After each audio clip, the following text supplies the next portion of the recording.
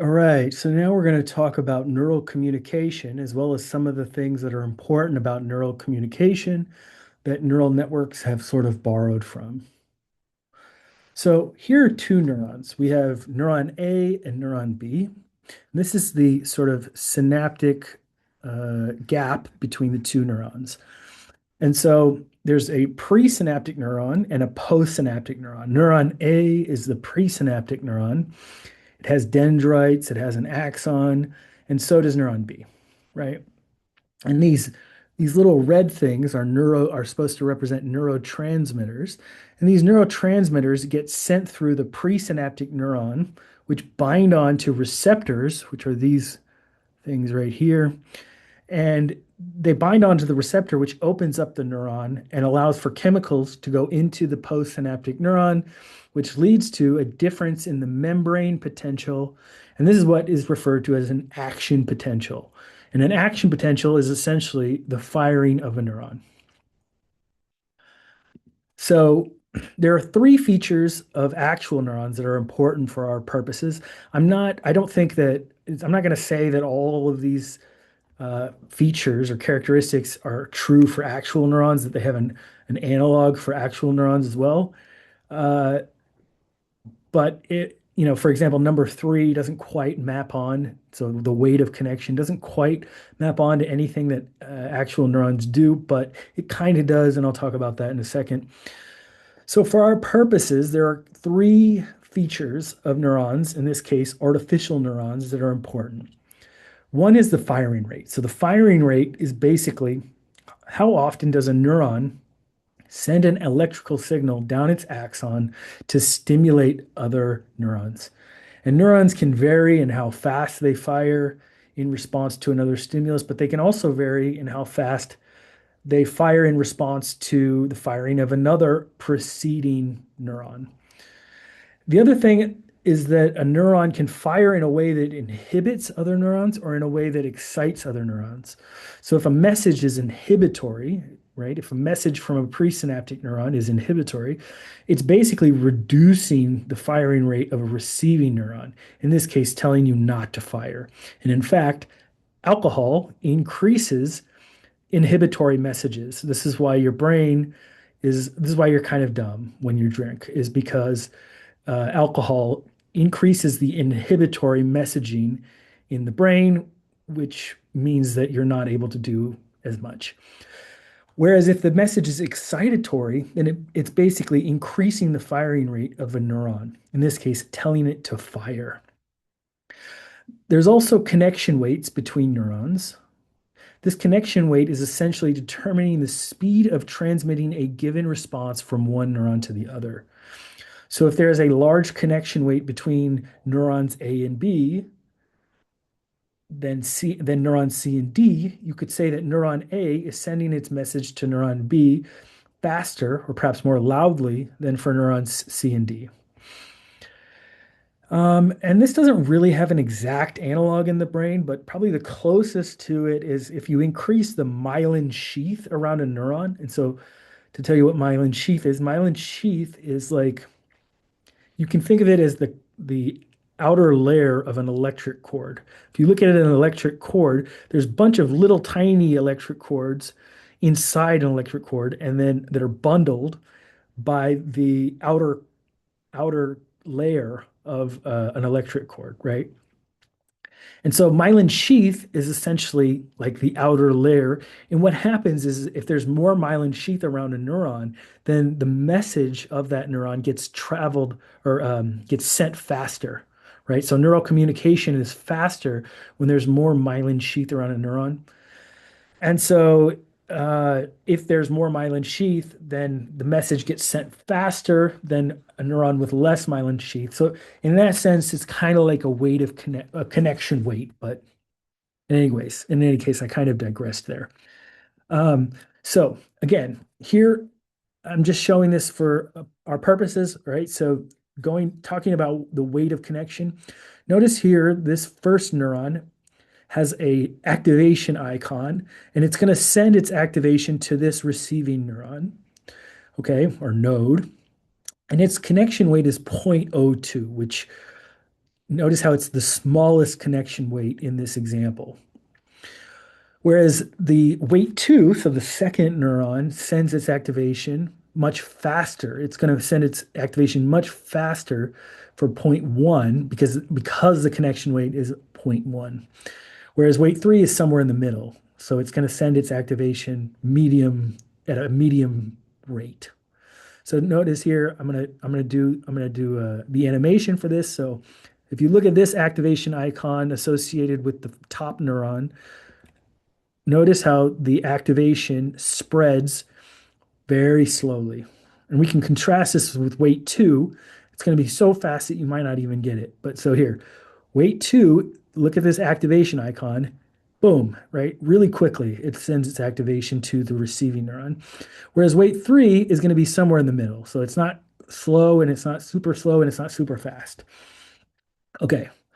And so I need to talk about layers a little bit.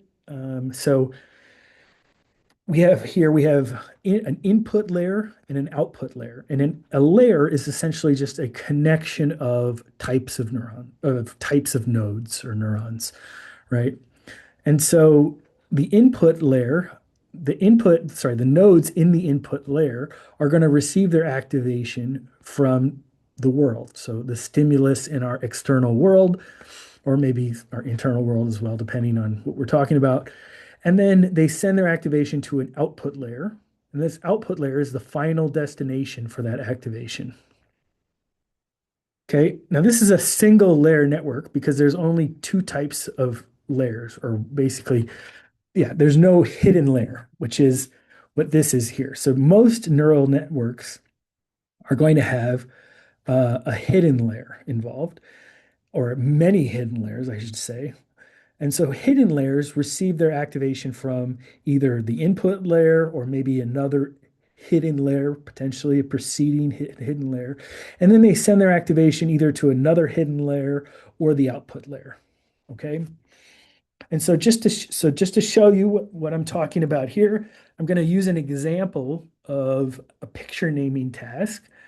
Here's a picture of my dog, right? So imagine if I wanted to train a neural network to learn what a dog is. Okay. So I would show the picture of my dog to the neural network or a dog. It doesn't have to be my dog, but maybe on the, and so this is the first exposure to a dog. So the neural network has no idea what a dog is. It has no exposure to a dog. So therefore, it's probably going to make a big error. It's going to make a lot of error. Okay. It's not going to correctly identify the picture as a dog. So let's say that the activation from the input units is sent to the hidden units. Now the hidden units are activated, okay? And the hidden units are going to send their activation to the output units. Of course, the input units are going to simultaneously send their activation to hidden units because it still sees a picture of a dog. So the input units are continuously activated by the stimulus. Okay. But while that's going on, the hidden units are going to send their activation to the output units. Okay. So let's imagine that these two nodes are the most activated, and the orange nodes are are less activated, and the green nodes are the least activated. Okay. Now let's say, assume that the two red nodes are indeed the correct nodes. Okay, so these are the two nodes that output the word dog. Okay, well, notice how there's other nodes that are also activated. So maybe what'll happen is uh, the neural network decision might say that's a cat, right? So that's not quite accurate. It's close. It's closer than we would expect, maybe. Um, So in this case, though, what we would because we know what the picture is, we know it's a dog. So we would tell the neural network, hey, you got that wrong. It's actually not a cat, it's a dog. Okay, so what would happen is the red output units, if they're the appropriate units, right? And all the other ones are inappropriate. They shouldn't be activated. What'll happen is those units will send what's called an error signal to the rest of the neural network. And essentially, to sort of anthropomorphize uh, the neural network, you can think of like, so if the red units are the correct units that got activated, whereas the orange ones shouldn't have gotten activated and neither should have the green ones, what'll end up happening is the red units will tell their connected units, will go, hey, I like that. That was good that you sent your activation to me, but next time do it faster, right? So it'll increase the connection weights that are associated with these two units. Whereas these units, the orange and green, because they're incorrect, they should not have been uh, activated. They're going to tell their connected nodes to stop sending me activation, right? So these units are going to say, hey, speed up your activation, send it to me faster. And these guys are going to say either don't send it to me or send it to me more slowly. Okay. And this is what's called backpropagation. Backpropagation is just the air signals that are when the air signals are sent to the other units about how to change the connection weights, right? So if if at first, right, this is the output act, this is the pattern of activity among the output units, and it says that's a cat. Well, what's going to happen is there's going to be an error signal that gets sent to the connecting nodes, and then they're going to tell their connecting nodes to either speed up or decrease the speed with which that activation is sent. And so at some point, then only the correct units will get activated, which will lead to a correct answer. That's the whole idea. Okay. Let's see, what else is there? I did want to say one more thing, which is that in this video, which is that a stimulus presented to the input units is represented by the pattern of activity that is distributed across other units, which is in turn determined by the statistical properties of the nodes, so the statistical patterns of the activation of the nodes.